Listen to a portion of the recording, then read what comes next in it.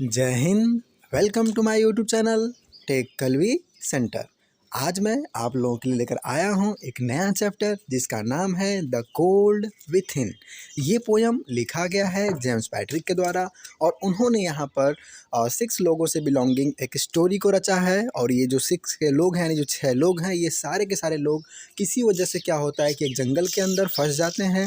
और यहाँ 6 के 6 लोगों के पास क्या है कि बहुत ज़्यादा डिस्क्रिमिनिटी है, मतलब कह सकते हैं कि सबके अंदर भेदभाव है, एक दूसरे के अंदर मतलब एकता नहीं है बिल्कुल भी। एक दूसरे को लोग पसंद नहीं करने वाले हैं। कोई किसी को जाति के नाम पे पसंद नहीं करता, कोई किसी को अमीरी के नाम पसंद नहीं करता, कोई किसी को गरीबी के नाम पे पसंद नहीं करता, कोई ब्लैक एंड वाइट कलर के नाम पे पसंद नहीं करता। मतलब सारे के सारे 6 के 6 लोगों के अंदर भेदभाव है। कोई भी एक दूसरे के लिए कुछ भी करना नहीं चाहता। और इसी का रिजल्ट क्या होता है, कि यहाँ पे मैं एक चीज़ और ऐड कर दूँ कि ये सारे के सारे जो 6 लोग हैं, इन 6 लोगों के हाथों में क्या होती है, एक एक स्टिक होती है। और फाइनली क्या यहाँ कंडीशन क्रिएट होती है कि ये लोग जंगल के अंदर, वहाँ पे बहुत ही ज़्यादा कड़ाके की ठंड है, इतनी ज़्यादा ठंड है कि ये लोग अगर आग के पास ना रहें तो इनकी मौत हो सकती है। और इसीलिए इन लोगों ने क्या करा हुआ है कि अब 6 लोग क्या खड़े हैं और अपने बीच में ये लोग क्या करे हुए हैं, आग को जलाए रखे हुए हैं। और यहाँ पे कुछ कंडीशंस ऐसी क्रिएट हो जाती है कि अगर इन लोगों को अपनी आग को जलते हुए कंटिन्यू रखना है तो इन लोगों को क्या करना होगा कि अपनी जो स्टिक है जो कि इन्होंने अपने हाथों में ले रखी है उसे उसके अंदर डालना होगा। लेकिन यहाँ पे एक्चुअली होती क्या है कि बहुत ज़्यादा डिस्क्रिमिनेटी है। इसलिए क्या है कि यहाँ पे एक दूसरे जो लोग हैं एक दूसरे के प्रति बहुत ही ज़्यादा यहाँ पे घृणा, इन लोगों के अंदर घृणा भरी हुई है। इसलिए क्या है कि एक दूसरे को कोई पसंद नहीं करता। इसलिए यहाँ पे क्या कंडीशन क्रिएट हो जाती है कि कोई भी अपनी सेल्फी स्टिक को उसके अंदर, यानी उस अपनी जो स्टिक यहाँ पे अपनी स्टिक को उसके अंदर कोई भी नहीं डालता है। जिसकी वजह से क्या कंडीशन क्रिएट हो जाती है कि वहाँ पे जो भी लोग हैं उसके अंदर, जितने भी लोग हैं सारे के सारे लोग अंततः मर जाते हैं। यानी कि यहाँ पे हम लोग ये भी देखें कि इस मैसेज के, यानी इस पोएम के अंदर क्या मैसेज हम लोग को दिया जा रहा है। और थोड़ा सा मैंने आप लोगों को थोड़ा सा एक बैकग्राउंड बता दिया, यानी एक प्रोफार्मा बता दिया। और इसी सेटअप पे हमारी पूरी की पूरी जो आज की स्टोरी है वो बुनी गई है। सो हम लोग इस स्टोरी को स्टार्ट करते हैं लाइन बाई लाइन, यानी स्टैंजा वाइज, जिसका हिंदी एक्सप्लेनेशन। तो चलिए, ऑल दी फर्स्ट, पहले स्टैंजा के अंदर यहाँ पे कहा गया है 6 human trapped by the happenstances in black and bitter cold. Each one possesses a stick of wood or so the story told.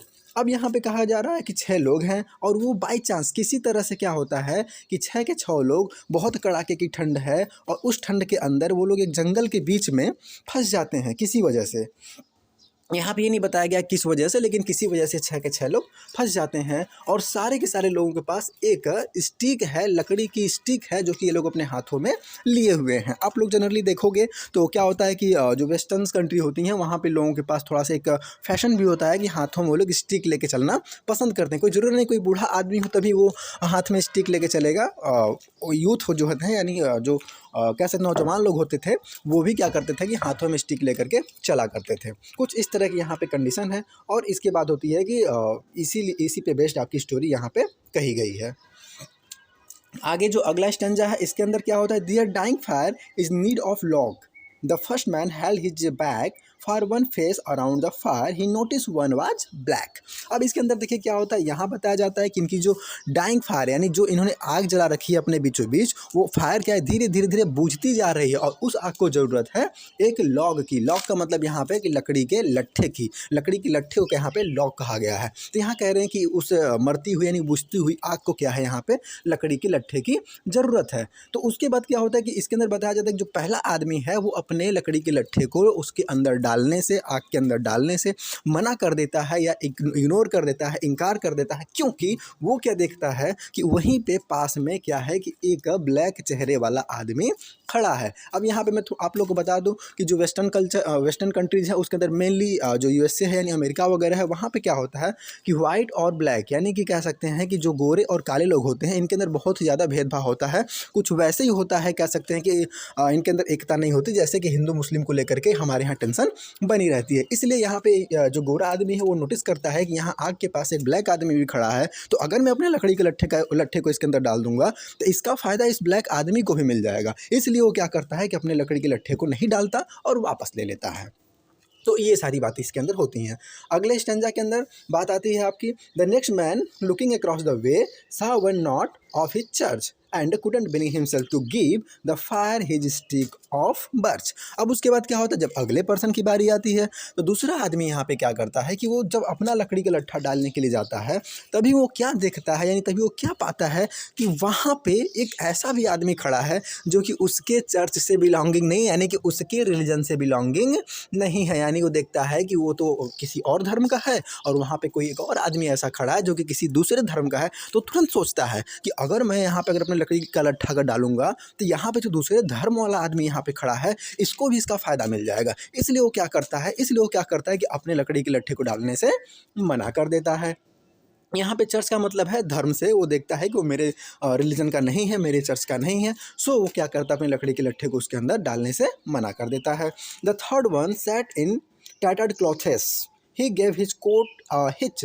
Why should his log be put to use to warm the idle rich. अब उसके बाद क्या होता है, उसके बाद जब third person की बारी आती है तो वहाँ पे बताया जाता है कि वहीं पे एक और आदमी होता है जो कि फटे हुए, यहाँ पे बताया गया है यहाँ पे टैटर्ड क्लॉथेस का मतलब होता है फटे हुए कपड़े। यहाँ पे बताया जाता है कि भाई एक आदमी और है जो कि फटे हुए कपड़े में वहीं पे खड़ा है और वो क्या करता है, जब उसकी बारी आती है अपने लकड़ी के लट्ठे को डालने के लिए तो वो भी अपने लकड़ी के लट्ठे को डालने के लिए आगे बढ़ता है। लेकिन तभी वो भी क्या देख लेता है, क्या नोटिस करता है कि वहाँ पे एक बहुत ज़्यादा रिच आदमी भी वहाँ पे खड़ा है। तो फाइनली क्या होता है कि अब वो तुरंत सोचता है कि मैं अगर अपने लकड़ी के लट्ठे को डालूंगा तो ये अमीर आदमी भी इसका फ़ायदा ले लेगा। और वो सोचता है कि ये जो जितने भी रिच लोग हैं, ये जो अमीर आदमी, ये लोग हमेशा हमसे नफरत करते हैं, हमेशा हम लोग को नहीं कह सकते हैं कि हम लोग के बारे में कुछ नहीं सोचते हैं। तो मैं क्यों आज मैं अपनी लकड़ी के लट्ठे की आग से गर्मी में इस अमीर आदमी को दूं जिसने मुझे हमेशा सताया है, मुझे हमेशा परेशान करा है, हमेशा मेरे साथ भेदभाव करा है। इसलिए क्या होता है, यहाँ पे जो गरीब आदमी है वो भी अपने लकड़ी के लट्ठे को आग में डालने से मना कर देता है। इसके बाद जब नेक्स्ट पर्सन है उसकी बात होती है तो यहाँ कहा जा रहा है the rich man just sat back and thought of the wealth he had in store and how to keep what he had on from the lazy shiftless poor।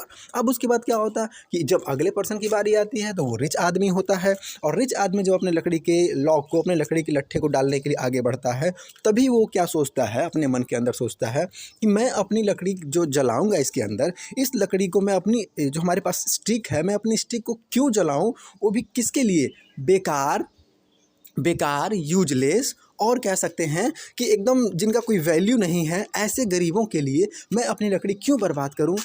तो इसलिए क्या होता है कि यहाँ पे जो रिच पर्सन है वो भी अपनी लकड़ी को नहीं जलाता है। उसका ये सोचना होता है कि मेरे पास तो इतना सारा धन संपत्ति है, मैं इतना रिच पर्सन हूँ, तो मैं क्यों अपनी लकड़ी, अपनी जो हमारा लट्ठा है, हमारा जो लकड़ी का स्टिक है, मैं उसे क्यों एक ऐसे बेकार, नालायक और कह सकते हैं कि एकदम पुअर आदमी के लिए मैं खर्च करूँ जिसकी कोई वैल्यू ही नहीं है। यानी यहाँ पर भी क्या होता है कि यहाँ अमीरी और गरीबी के अंदर डिफरेंसेस आ जाते हैं, जिसकी वजह से क्या होता है यहाँ पर रिच पर्सन जो है वो भी अपने लकड़ी के लट्ठे को उसके अंदर नहीं डालता है।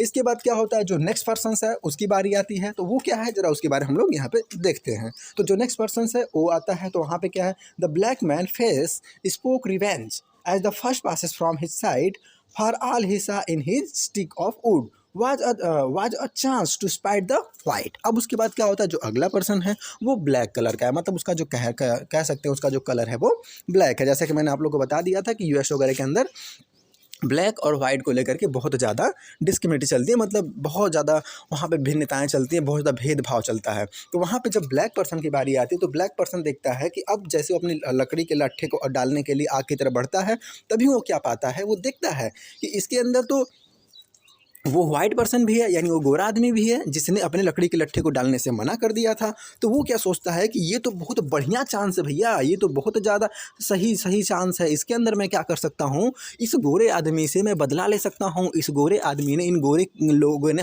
इस गोरे लोगों कम्युनिटी ने हमेशा हम लोगों को परेशान किया है, हम लोग हमेशा टॉर्चर करा है, हम लोग साथ हमेशा भेदभाव करा है। तो आज तो मौका है, मैं अपनी लकड़ी के लट्ठे को न जला करके इस जो है वाइट यानी इस गोरे आदमी से मैं अपना बदला ले सकता हूँ। कुछ इस तरह की बातें सोचता है वहाँ पे ब्लैक आदमी और कहता है मैं ऐसे इतने अच्छे चांस को नहीं गवा सकता। इसलिए क्या करता है वो ब्लैक आदमी, वो भी अपने लकड़ी के लट्ठे को आग में डालने से मना कर देता है।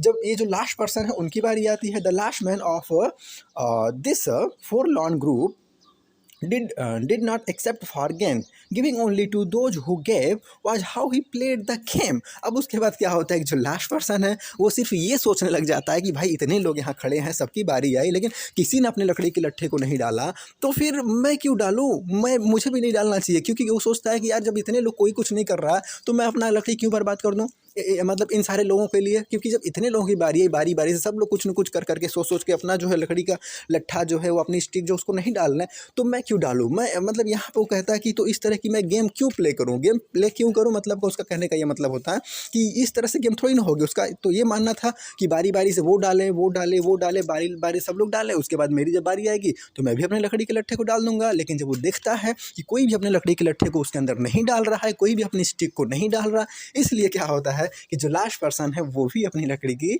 स्टिक को आग के अंदर नहीं डालता, यानी आग के हवाले नहीं करता है। इसके बाद देखिए आगे पोएट हमसे बताते हैं, third log held tight in death still hand was proof of human sin, they didn't die from the cold without, they died from the cold within। अब इसके बाद होता है कहने कि dear log hello tight in death still hand. उसके बाद कह रहे हैं कि जब उन लोग की मौत होती है, यानी कह सकते हैं कि उन लोग की जब मौत होती है तो उस टाइम पे क्या कंडीशंस क्रिएट होती है कि उनके जो हाथों में स्टिक होती है वो कहीं ना कहीं वो स्टिक ना हो करके, अब उसके बाद क्या होता है जब कोई भी अपनी स्टिक को नहीं डालता तो भाई धीरे धीरे आग वहाँ बुझ जाती है। और अब पोएट कहते हैं कि उनके हाथों में जो स्टिक है वो स्टिक ना हो करके अब वो उन लोगों ने अपने हाथों में अपनी मौत को पकड़ रखा होता है, यानी स्टिक के रूप में वो सारे के सारे लोग अपनी मौत को पकड़ के वहाँ पे बैठे होते हैं या फिर खड़े होते हैं, और जिसकी वजह से क्या होता है उन सारे के सारे लोगों की मौत हो जाती है। और इंड में हमसे पोएट कहते हैं कि ये जो इनकी मौत हुई है ना, ये 6 लोग यहाँ पे हैं जो मरे हैं, ये इसलिए नहीं मरे हैं कि वहाँ पे बहुत ज़्यादा कड़ाके की ठंड थी, वहाँ जंगल में बहुत ज़्यादा ठंड थी, बाहर इन्वायरमेंट में बहुत ज़्यादा ठंड थी,